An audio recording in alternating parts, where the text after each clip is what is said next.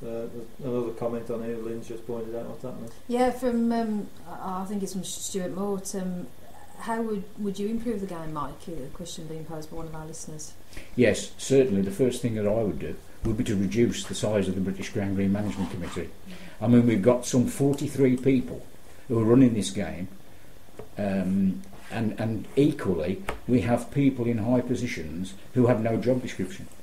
One of the other things is that in 1984 we made a decision where we so decided that we would not at that time appoint a chief executive officer on $12,000 a year with a 75% paid by the Sports Council.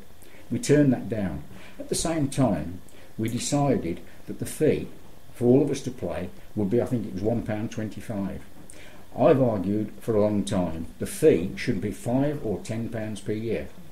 To people who've said to me, and in the forums that I've done with Brian Duncan, you'll lose a fifth of your bowlers. I'll buy that. I'll take 4/5 of us paying £5 a year, because if that was to happen, then some of the topics that we've been talking about tonight, we would have a chief executive officer paid the proper salary to run the game.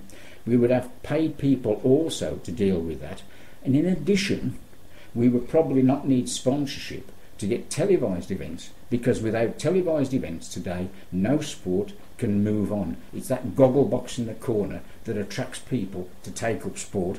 Darts is the example. Look at how it's promoted at the moment. We haven't got that, but unfortunately we've all had, or we have got, long pockets and short arms in Crown Green bowls. There's one or two comments just coming on the screen here for you, Mike. Jimmy Parker's put on, what have the British Crown Game done to improve the game in the last 10 years? Very little. But you see, equally, one of the things that I've said, I sat down with the chief executive and I interviewed him. I asked him 21 questions outright. Those were printed in Bowler's World in full. One person responded. So therefore, the people in high positions feel comfortable because they're not challenged. And it's because we haven't challenged them over time. I mean, for example, in Bowler's World, I made a comment earlier about the local papers that I write in.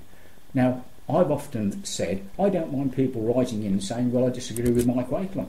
But let's get somebody responding. Yeah. That's the situation. I made a comment about the corpse, because it appears everybody's dead.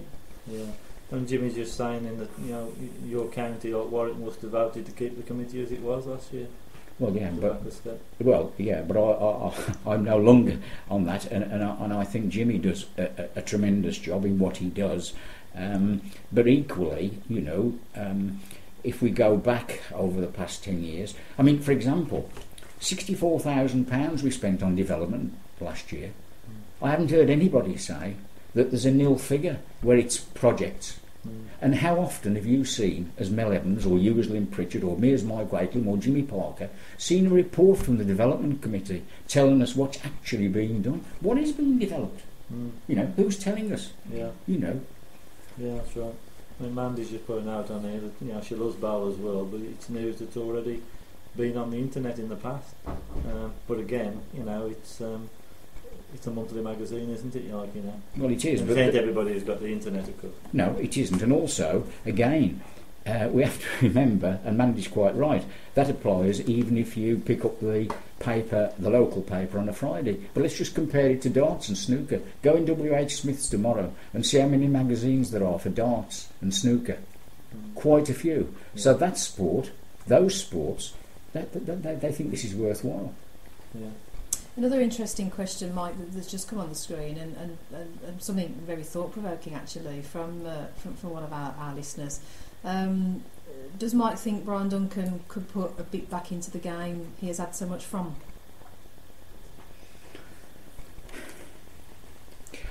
I think Brian Duncan personally has put a lot into the game. Brian, by his attitude to the game, exemplifies what the game is about. He's always properly dressed. He recognises other people's talents. He stays to the end of a game when he's in a competition when he's played. He's always approachable. Okay, whether he thinks he has, I don't know. I've always found Brian somebody I look up to and admire. But, you know. Yeah. The question probably was referring to maybe competition organising or the administration part of the game. Just perhaps using Mel and myself as an example, actually organising events. So that's possibly where the question may have been coming from. I don't know from a particular listener, but I think you have to also ask the question: what's one of the problems today? One of the problems today is that we don't attract so many people going along to watch bowls. Why? Because there isn't a Brian Duncan or a Noel Burrows or a Vernon Lee. They were the people who attracted the top crowds to go anywhere, and unfortunately, even the present day players, although very good, don't perhaps match up to these. And let's remember that those players played against players, top 20 players if you like. Today, if you name the top 5, then you start struggling. Yeah, that's right.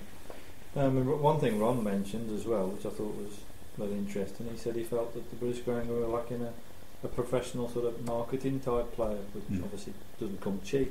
I mean, that's what you touched on earlier. Yeah, well, it's right. I mean, we haven't got anybody. I mean, it is in 1999, the British Crown Green Bowling Committee at that time produced a document about intent, looking at the next 10 years, if you like.